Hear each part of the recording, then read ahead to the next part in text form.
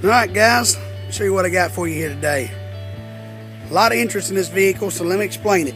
2010 Chevrolet Equinox LTZ all-wheel drive. Alright, now you know what you got. If you don't, do a little research on Edmunds. They'll let you know what this is. This is the best of the best LTZ. It's got the 19-inch chrome wheels, navigation, moonroof, heated seats, two-tone leather,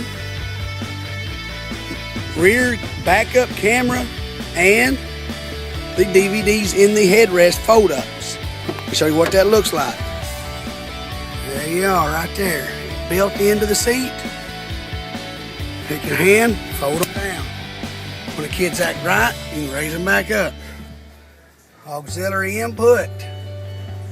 All-wheel drive, V6 model. This is the best one. There is no options to add, period.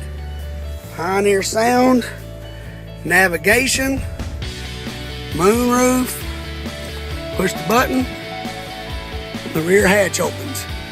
It also does that on the keypad, also has the remote start. Put it in reverse, there's your backup camera. 42,000 miles. Bluetooth, OnStar, satellite radio. It has every option. And it is cheap. 2010 model, www.talonsons.com.